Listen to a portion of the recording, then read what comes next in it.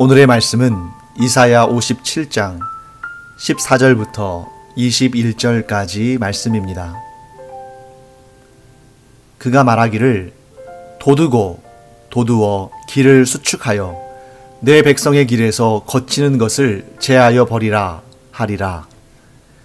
지극히 존귀하며 영원히 거하시며 거룩하다 이름하는 이가 이와 같이 말씀하시되 내가 높고 거룩한 곳에 있으며 또한 통회하고 마음이 겸손한 자와 함께 있나니 이는 겸손한 자의 영을 소생시키며 통회하는 자의 마음을 소생시키려 함이라.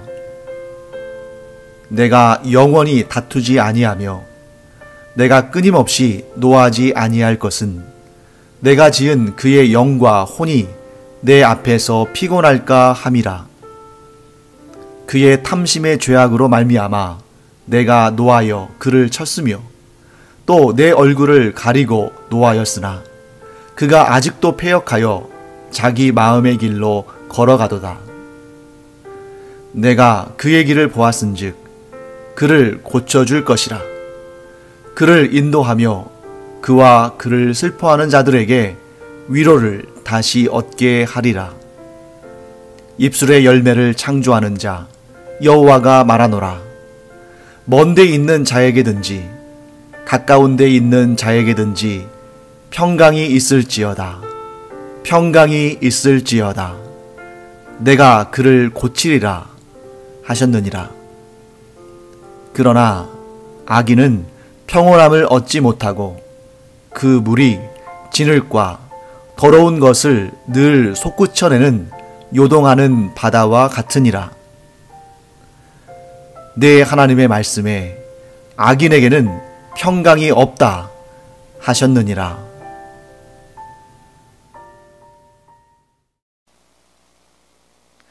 오늘 본문에서도 우리는 참 은혜롭고 따뜻한 그리고 우리를 사랑하시는 하나님을 만나게 됩니다.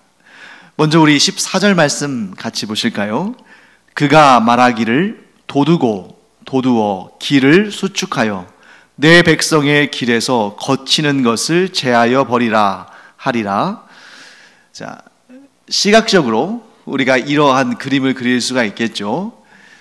하나님께서 이방 땅에서 고통 가운데에 종살이하고 있는, 그리고 정말 그 오랜 기간 동안 울며 고통을 당하고 있는 그 백성들을 다시 하나님의 품으로 불러오실 때에 그들이 걸어야 할 그 길을 하나님께서 평탄하게 하시고 그 길에 있는 모든 장애물을 치우시고 곧고 부드러운 그러한 길을 만드시는 하나님의 모습이 등장합니다. 하나님께서 도두고 도두어 길을 수축하여 내 백성의 길에서 거치는 것을 제하여 버리라. 자, 우리가 이런 말씀들을 볼 때에 일단 이 선지서, 예언서의 특징상 역사적으로 이미 성취된 사건, 그 사건이 무엇인지를 우리가 또 발견할 수 있고, 또 한편으로 우리의 삶 가운데에 펼쳐지고 있는 하나님의 이 언약의 말씀, 우리의 삶을 통해서 또한 해석할 수가 있고, 무엇보다 궁극적으로는 역사의 종말, 곧 예수님께서 재림하셔서 이 모든 역사를 마감하시는, 역사를 모두 하나님께서 결말지으시는 그때에 대한 궁극적인 예언의 성취를 우리가 생각할 수 있습니다. 역사 속에서 이미 성취된 예언의 역사로 본다면 이 예언의 말씀은 바벨론의 포로로 잡혀갔던 이스라엘 백성들이 하나님의 은혜로 그들이 평탄한 길을 걸어서 다른 나라나 민족들로부터 공격을 받지 않고 안전하게 하나님께서 약속하신 땅, 가나안 땅, 곧 이스라엘 땅으로 돌아오는 그 역사를 통해서 이 예언이 성취가 됐습니다. 바사, 곧 페르시아의 왕 고레스가 이스라엘 백성들을 포로에서 풀어주고 그들에게 본국으로 돌아갈 때에 조서를 써주죠. 조서, 칙령이라고도 할 수 있는데 왕의 직인이 찍혀있는 그러한 명령이고, 그것을 어겼을 때에는 그 왕에게 보복을 당할 수밖에 없기 때문에 그 당대의 세계에서 가장 강력한 왕이었던 페르시아의 고레스 왕을 대적하고 이스라엘 백성들을 선대하는 이 고레스 왕의 칙령을, 그의 조서를 거부할 수 있는, 위반할 수 있는 사람은 아무도 없었죠. 그래서 그 수많은 이스라엘 백성들이 포로에서 귀환할 때에 그들을 치거나 그들을 괴롭히거나 그들에게 걸림돌이 되는 나라나 민족이나 도시나 사람들은 없었다는 것입니다. 하나님께서 하신 일이다. 물론 하나님을 믿지 않은 사람들은 그게 고레스 왕의 정책 때문이고, 고레스 왕이 당시에 그 넓은 지역을 다스려야 되니까 피지배 민족들에 대해서 이렇게 친절하게 하고 융화 정책을 하고 회유하고 그러기 때문에 이스라엘 민족에게 그렇게 친절을 행한 것 아니냐라고 생각할 수 있겠죠. 왜? 그들의 역사를 보는 시각에는 하나님은 존재하지 않으시니까. 그러나 우리, 곧 모든 역사의 창조자이시자 주관자요 주권자는 하나님뿐이시다 라는 믿음을 가진 우리에게는 이 이사야 선지자를 통해서 하신 하나님의 말씀이 역사상 그대로 성취되었음을 우리는 믿는 것이죠. 하나님께서 고레스 왕을 통해서 일하셨고, 하나님께서 고레스 왕의 조서와 칙령을 통해서 역사하셨고, 또한 이스라엘 백성들이 포로에서 귀환하는 그 길을 하나님께서 도두시고 하나님께서 그 길에 있는 거치는 것을 다 제하여 버리셨기 때문에 이스라엘 백성들이 안전하게 본국으로 돌아오게 되었다. 사랑하는 성도 여러분, 사람은 똑같은 상황, 똑같은 역사를 경험해도 그 역사를 보는 역사관, 그 세상을 보는 세계관에 따라서 완전히 180도 다른 관점을 갖게 됩니다.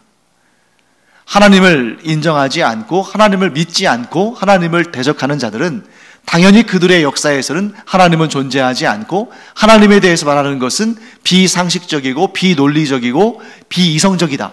당연히 그렇게 보겠죠. 하지만 저와 여러분, 우리는 하나님을 제외하고는 역사는 존재할 수 없는 것이다. 하나님을 빼놓고서는 이 세상을 논할 수 없는 것이다. 이 세상이 존재하는 것도, 역사가 존재하는 것도 오직 하나님께서 계시기 때문이고, 하나님께서 이 역사와 이 세상을 주관하시고 다스리신다.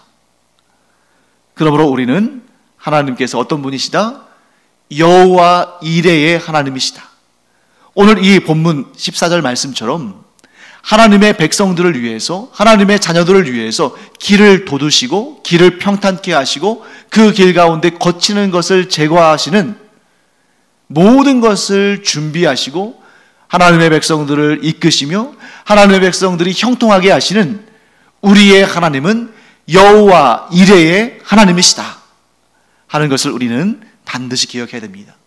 그런데 역사에 이미 성취된 그 이레에서만 여호와 하나님의, 그 여호와 이레의 하나님의 역사만 있는 것이 아니라 그 이스라엘 백성들을 위해서, 택하신 이스라엘 백성들을 위해서 길을 돋우시고 그 길에 거치는 것을 제하신 하나님께서 오늘날 우리, 곧 영적인 이스라엘, 예수 그리스도 안에서 하나님의 자녀가 된 우리에게도 동일한 역사를 이루신다. 어떤 역사입니까? 우리가 가는 길을 하나님께서 돋우시고 우리가 가는 길에 거치는 것을 제거하심으로 우리로 하여금 하나님께서 예비하신 그 길을 안전하게, 평안하게, 똑바로 하나님의 인도하심을 따라 가게 하시는 분이 바로 여호와 이레, 곧 나의 하나님이시다. 이 믿음을 우리가 꼭 갖게 되기를 바랍니다. 다음으로 하나님은 어떤 분이신가? 우리 15절 말씀 한번 볼까요? 지극히 존귀하며 영원히 거하시며 거룩하다 이름하는 이가 이와 같이 말씀하시되 내가 높고 거룩한 곳에 있으며 또한 통회하고 마음이 겸손한 자와 함께 있나니 이는 겸손한 자의 영을 소생시키며 통회하는 자의 마음을 소생시키려 함이라. 자, 하나님께서 여호와 이레 그 백성들의 길을 평탄하게 하시고 그 길에 거치는 것을 제거하심으로 그 백성을 인도하시는 분이라 하셨는데, 그 근거가, 그 이유가 15절에 등장합니다. 왜 하나님께서 그들의 길을 이렇게 안전하게 인도하셨나? 이전에 하나님은 그 백성들을 향해 진노하시고 분노의 회초리를 드신 분이 아니신가? 그런데 왜 이제는 하나님께서 그 백성들의 길을 돋우시고 그 길에 거치는 것을 제하셨는가? 답이 나오죠. 하나님은 통회하고 마음이 겸손한 자와 함께 계시는 분이시다. 그래서 하나님께서는 이렇게 통회하며 마음이 겸손한 자의 영을 소생시키시고 그들과 함께 하셔서 그들의 주인이 되시고 그들의 왕이 되시는 분이시다 하고 말씀하시는 것입니다. 사랑하는 성도 여러분, 하나님께서 베푸시는 그 형통의 역사, 하나님께서 주시는 그 복과 은혜를 받는 방법이 여기에 아주 선명하게 등장하죠. 두 가지 조건이 있습니다. 하나는 통회하는 것이고 다른 하나는 겸손한 것이다. 통회한다는 것은 무엇입니까? 죄와 허물을 솔직히 시인하고 그 죄와 허물을 기뻐하지 아니하시는 하나님 앞에 그 죄를 회개하고, 자, 통회한다는 뜻은 이거죠. 옷을 찢고 머리에 재를 뿌리듯이 그러한 완전한 회개의 마음으로 하나님 앞에 선다는 것이, 자기의 죄에 대해서 통곡하며 하나님 앞에 죄사함을 구한다는 것, 이게 바로 통회하는 심령 아니겠습니까? 이렇게 죄를 멀리하고 하나님께로 나아가는 자, 하나님께 그 죄 용서를 구하고 하나님과의 관계를 회복하기를 원하는 자, 이런 자가 통회하는 자입니다. 그러면 겸손한 자는 누굴까요? 자기의 힘과 자기의 능력으로, 자기의 지혜로 자기의 인생을 주관하고자 하는 그런 교만한 마음을 버리고 인간의 본래의 창조의 원리, 오직 하나님만을 찬양하고 오직 하나님만 섬기고 오직 하나님만 의지하는 그 존재의 원리를 회복하고 하나님 앞에 서는 자, 하나님을 하나님으로 인정하고 자기 자신은 하나님의 피조물이고 하나님만 의지해야 되는 자임을 고백하는 자, 그가 곧 겸손한 자다 하는 걸 우리가 알 수 있습니다. 자, 하나님은 어떻게 하신다는 거예요? 우리가 때때로 교만해질 수 있는 것입니다. 우리가 때때로 죄를 회개하지 않고 영적으로 둔감하여져서 하나님께서 우리에게 거룩함을 요구하신다는 사실을 잊고 세상 가운데에서 세상 사람들과 똑같이 그렇게 죄와 벗하고 세상과 벗하며 살 수 있습니다. 그것이 바로 우리의 연약한 모습입니다. 그러나 하나님께서 우리를 향하여서 말씀하실 때에, 하나님께서 우리를 부르실 때에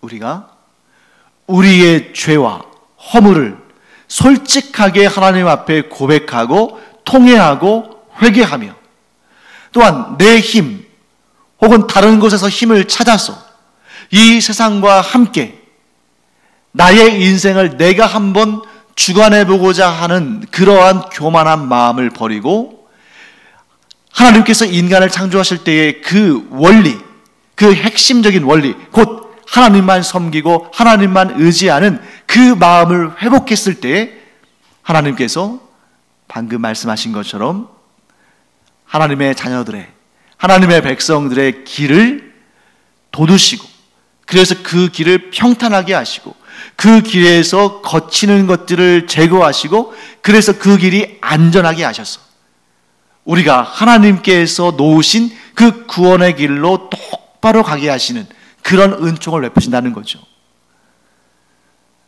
그런데 이스라엘 백성들은 그런 하나님에 대해서 알면서도 하나님의 그 오래 참으심을 이용하고 결국에는 양다리를 걸치면서 하나님께로부터 받는 은혜도 취하고 세상이 주는 쾌락과 유익도 취하면서 그 사이에서 아주 위험한 외줄타기를 하고 있는 그러한 모습을 보였다는 것이죠. 그래서 그 말씀을 하나님께서 아주 신랄하게 지적하시는데 그 내용이 17절과 18절에 나옵니다. 제가 읽어보겠습니다. 그의 탐심의 죄악으로 말미암아 내가 노하여 그를 쳤으며 또 내 얼굴을 가리고 노하였으나 그가 아직도 패역하여 자기 마음의 길로 걸어가도다. 내가 그의 길을 보았은즉 그를 고쳐줄 것이라. 그를 인도하며 그와 그를 슬퍼하는 자들에게 위로를 다시 얻게 하리라. 자, 이스라엘 백성이 어떻게 했습니까? 죄를 지었습니다. 하나님을 떠나서 우상에게로 갔습니다. 우상을 섬기며 가증한 짓을 하고 또 영적인 간음을 범했습니다. 당연히 하나님께서는 그 길로 가도록 그냥 내버려 두지 않으시고 그들이 돌이키도록 회초리를 드셨습니다. 그런데 그들은 하나님의 주신 그 회초리, 돌이키라고 말씀하신 그 선지자들을 통해서 보내신 그 계시의 말씀, 예언의 말씀을 듣고도 아직도 패역하여 자기의 마음의 길, 곧 그 교만하고 거룩하지 않은 길로 걸어갔습니다. 그런데 하나님의 은혜와 자비는 얼마나 위대하신가. 자, 보통 우리 같으면 계속해서 번번이 얘기하는데도 말을 알아듣지 않고, 아니 들었음에도 불구하고 오히려 거역하고 자기의 마음에 원하는 대로 그 욕심을 따라 그 패역한 본성을 따라 계속해서 저항하고 반항하고 그 명령을 거부한다면 아마 마음이 확 돌아서서 내가 다시는 너를 보지 않겠다 하고 관계를 끊었을지도 모릅니다. 사람은 그렇죠. 그런데 하나님께서 뭐라고 하시냐면 내가 고쳐주겠다. 네가 스스로 고칠 수 없다면 내가 고쳐주겠다. 그리고 내가 너희를 위로하겠다. 그 고난과 고초 가운데 있는 너희들을 내가 불쌍히 여겨서 너희를 위로하겠다 하고 말씀하십니다. 자, 이 이스라엘의 실패와 하나님의 오래 참으심 그리고 인자와 긍휼을 보면 우리는 우리와 하나님 사이의 관계를 떠올려야 됩니다. 그러니까 우리가 성경에서 이스라엘 백성들의 그 실패와 죄악과 문제들을 볼 때에 남 이야기처럼 왜 저 사람들은 저렇게 특권을 얻어놓고서도 하나님께서 저렇게 분명하게 말씀하시고 또 저렇게 회초리를 드시면서까지 그들을 사랑으로 인도하시는데 왜 말귀를 못 알아듣고 저렇게 패역한 길을 계속 갈까? 이렇게 남 일처럼 생각해서는 안 됩니다. 하나님께서 이스라엘을 여러 민족 가운데 유일하게 택하시고 하나님께서 그들과 언약하시고 또한 그들이 이렇게 실패하고 실족하고 악한 길로 갔음에도 불구하고 계속해서 그들을 불러주시고 그들을 회복시켜 주시고 그들을 고쳐주시고 그들을 가르쳐 주시고 그들에게 위로를 주신 이유는 우리를 향하신 하나님의 마음을, 우리를 향하신 하나님의 뜻을 보여주시는 거예요. 그러니까 우리에게 이스라엘이라는 이 작은 나라, 작은 민족의 역사를 공부하라고 그런 자들이 있었다 하고 하나님께서 그 정보를 제공하시기 위해서 이스라엘의 역사에 대해서 그렇게 길게 말씀하시고 그 내용을 성경에 담으셔서 우리에게 공부하라고 주신 것이 아니라 그 이스라엘을 통해서 너희 자신을 돌아봐라. 그 이스라엘은 너희의 거울과 같다. 너희도 이스라엘과 마찬가지로 내 뜻을 거역하고 너희 마음대로 살아가면서 그러나 통회하지 아니하고 또한 교만한 마음을 가지고 나를 의지하지 아니하고 너희의 힘으로 살고자 하는 그런 인생, 그런 삶을 너희들이 살고 있지 않느냐 하고 말씀하시는 것입니다. 그러므로 우리가 성경을 볼 때, 특히 이 이스라엘의 실패와 좌절과 그들의 고난을 바라볼 때에 우리는 그 모습을 통해서 우리 자신을 발견하고 통회하는 심령, 그리고 겸손한 마음으로 하나님 앞에 서야 되는 것입니다. 그런데 통회하는 심령도 없고 겸손한 마음도 없이 우리가 마치 아무 죄가 없는 것처럼 저 이스라엘, 저 실패하고 패역한 이스라엘에 비해서 나는 신앙생활 얼마나 잘하고 있는가, 나는 하나님을 정말 잘 섬기고 있다, 이렇게 생각하는 것은 겸손의 마음을 정반대로 이해한 거겠죠. 사랑하는 성도 여러분, 하나님께서 우리를 언제 기뻐하시냐면 우리가 완전할 때 기뻐하시는 것이 아닙니다. 사실 우리는 이 세상에서 완전할 수 없습니다.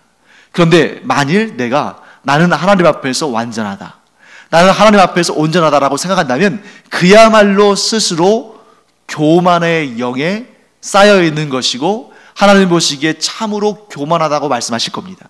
왜냐하면 이 세상에서는 누구도 완전할 수 없고 의인은 없나니 하나도 없습니다. 물론 노아나 이런 인물들이 의롭다라는 칭찬을 받았죠.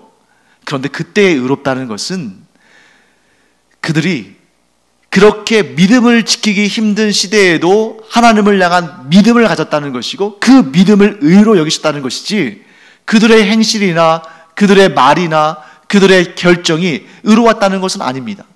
아브라함을 보십시오. 아브라함은 하나님께서 너와 함께 하겠다고 약속하셨음에도 불구하고 그 하나님의 약속에 믿음으로 반응해서 가나안 땅으로 왔음에도 불구하고 자기의 아내 사라로 말미암아 사람들이 자기는 한 가정일 뿐이고 거기에는 큰 강한 나라와 민족들이 있으니까 자기의 아내를 빼앗아가고 자기를 죽일까봐 아내 사라를 누이 동생이라고 서로 입을 맞춰서 그렇게 거짓말한 것을 성경은 한 번도 아니고 2번이나 기록하고 있습니다. 그리고 아브라함이 믿음의 조상은 믿음의 조상인데 그 창세기에 나와 있는 내용들을 보면 우리가 고개를 갸우뚱할 정도로 믿음 없이 반응해서 실패한 부분들이 많이 있습니다. 노아는 또 어떤가요? 노아는 홍수의 심판 이후에 포도주를 먹고 만취해가지고 옷을 벗고 이렇게 잠들어 있다가 그 아들 중에 한 명, 함이 그 아버지의 벗은 몸을 보고 조롱하다가 나중에 하나님의 저주를 받지 않습니까? 만일 노아가 술 취하지 않고 단정했다면 그럴 일이 없었을지도 모르겠죠. 물론 역사에 그랬다면이라는 것은 무의미합니다만, 그러니까 아브라함이 노아가 그 당대의 의인이라고 하나님께 칭찬을 받았지만 그것은 그들의 행실이 완벽하고 그들이 완전한 사람이었다는 것을 말하는 것이 아니라 믿음을 지키기 힘든 시대에도 그들은 끝까지 믿음을 지켰다라는 것을 말씀하는 거죠. 그렇기 때문에 우리는 하나님 앞에 내가 완벽하다, 내가 완전하다 이런 생각 가져서는 안 됩니다. 그것이 곧 겸손이 아닌 교만의 길을 가고 있다는 가장 명확한 증거가 되겠죠. 이처럼 우리는 우리의 삶이 완벽하지도 않고 우리의 삶에 죄가 많고 허물이 많고 고쳐야 할 것이 많다는 사실을 고백해야 됩니다. 그런데 너무나도 감사하고 기쁜 소식은 무엇입니까? 하나님은 하나님의 백성들에게 이렇게 죄가 많고 이렇게 허물이 많아도 그들이 통회하는 심령으로 하나님 앞에 나와서 그 죄를 고백하면 하나님은 기쁘신 마음으로 그 상한 심령들을 또 죄로 얼룩졌던 마음들을 하나님께서 고쳐주시고 또한 그간의 고통과 그간의 두려움과 그동안 느꼈던 모든 고통들에 대해서 하나님께서 위로하여 주신다. 사랑하는 성도 여러분, 하나님과 우리 사이에 영적인 긴장감이 있는 것이 아니라 영적인 평안함이 있기를 간절히 축원합니다. 우리가 아무리 좋은 것을 먹고 좋은 집에 살고 좋은 옷을 입어도 우리와 하나님 사이에 이 영적인 관계가 긴장 상태에 있으면 우리는 진정한 평안을 누릴 수 없고 우리의 영은 말라 비틀어져 갑니다. 하지만 우리가 사람들 보기에 아무리 좋지 않은 상황 가운데 있다 할지라도 우리의 영혼이 하나님을 만나 날마다 아름답고 복된 교제와 소통 가운데 있다면 그는 진실로 행복한 자요, 진실로 안전한 자요, 진실로 복된 자입니다. 그러므로 눈에 보이지 않는 우리의 영적인 상태가 눈에 보이는 우리의 외적인 상태보다 먼저고 더 본질이고 더 중요한 것입니다. 우리의 영혼이 강건하면 우리의 몸도 따라서 강건해질 것이고, 우리의 영혼이 평안하면 우리의 몸도 따라서 평안해질 것입니다. 그런 가운데 우리가 영적으로 이렇게 하나님과 좋은 관계 속에 있다면 우리의 마음도 편안하고 우리의 생활도 하나님의 은혜 가운데 놓이게 되면서 우리가 다른 이들을 대하는 태도도 달라질 것입니다. 이전에는 하나님께 쫓기는 자로 사람들을 대하니까 우리 안에서 평안을, 기쁨을 누릴 사람들이 없겠죠. 그런데 하나님과의 관계가 이렇게 회복되어지면 우리 안에 참된 평안이 임하고 참된 기쁨이 임함으로 우리를 대하는 사람들이 우리가 말하기 전에도 알게 됩니다. 이 사람 안에서는 왠지 내가 평안을 느끼게 된다. 이 사람과의 교제에서는 왠지 모르게 내가 기쁨을 누리게 된다. 이 모든 것들이 영적인 상황에 의해서 달라지는 것이죠. 그러므로 사랑하는 성도 여러분, 우리가 우리 자신 안에 어떠한 상태가 있는지, 또한 우리와 만나는 가족이든 친척이든 친구든 이웃이든 성도들이든 그 사이에 어떠한 관계가 지금 어떠한 상태로 이어지고 있는지를 보면 우리가 하나님과의 이런 영적인 관계가 어떠한지를 알 수 있는 것입니다. 사랑하는 성도 여러분, 하나님께서는 분명히 말씀하십니다. 너희가 겸비하여 통회하며 그 죄로부터 돌아서서 나에게로 돌아오면 나는 너희를 고쳐줄 것이고 나는 너희에게 평안을 줄 것이며 나는 너희를 위로할 것이다. 그러므로 너희는 그 죄 가운데 앉아있지 말고 속히 나에게로 돌아오라. 그러면 내가 너희를 고치고 위로할 것이다. 우리는 연약한 자들입니다. 그래서 우리는 우리와 하나님 사이의 관계를 우리 힘으로 고칠 수도 없고 우리의 능력으로 정상화시킬 수도 없습니다. 사실 하나님 앞에 죄 가운데 있는 우리가, 또 하나님 앞에 허물을 행하는 우리가 살아가면서 하나님 앞에 완벽하지 못하는데 어떻게 우리의 힘으로 완벽하지 못한 우리가, 또 죄를 자주 짓는 우리가, 허물이 많은 우리가 어떻게 우리와 하나님 사이의 관계를 주관할 수 있겠습니까? 그래서 하나님께서 우리를 고쳐주시고 우리를 위로해 주신다는 거죠. 우리가 할 일은 무엇입니까? 하나님께로 마음을 향하는 것입니다.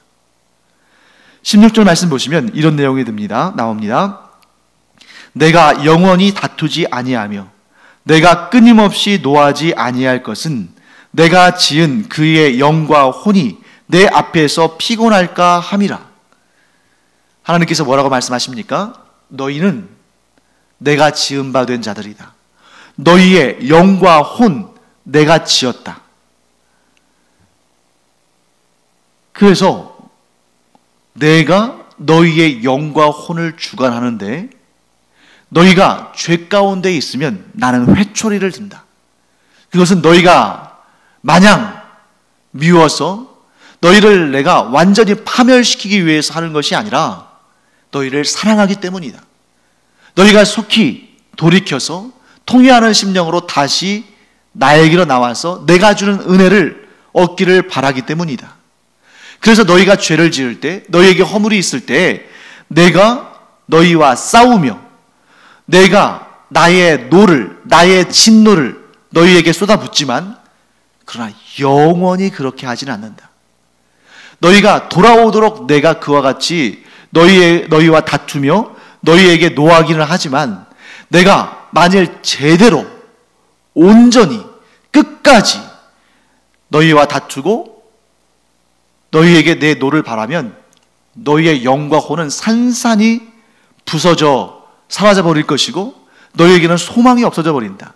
하지만 너희를 향한 나의 뜻은 너희를 고치는 것이고 너희를 위로하는 것이기 때문에 내가 너희를 향해서 다툴 때에, 너희와 다툴 때에 영원히 다투진 않을 것이다.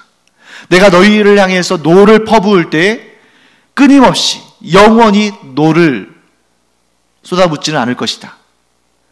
나는 너희가 통회하고 나에게로 돌아오며 너희가 겸손히 나만을 의지하기를 원한다. 그러니 내가 너희에게 이 용서의 손을, 내가 너희에게 회복과 고침과 위로의 손을 내밀 때에 너희는 이 손을 붙잡아라 하고 말씀하시는 것입니다. 이스라엘 백성들에게는 어떻게 하나님께서 그 손을 내미셨습니까? 선지자들을 통해서, 이사야와 같은 선지자들을 통해서 이 회복의 메시지를 전하시고 위로와 고쳐주심과 긍휼의 메시지를 전하시는 것입니다. 오늘날 우리에게는 어떻습니까? 우리에게는 성경 66권을 통해서 기록되어지고 완성되어진 하나님의 말씀, 곧 하나님의 계시인 이 성경 66권을 통해서 우리를 향하신 하나님의 마음을 우리에게 주시고, 무엇보다 확실한 하나님의 그 회복과 용서와 고쳐주심과 위로의 메시지는 누구를 통해서 우리에게 전달되는 것입니까? 예수님.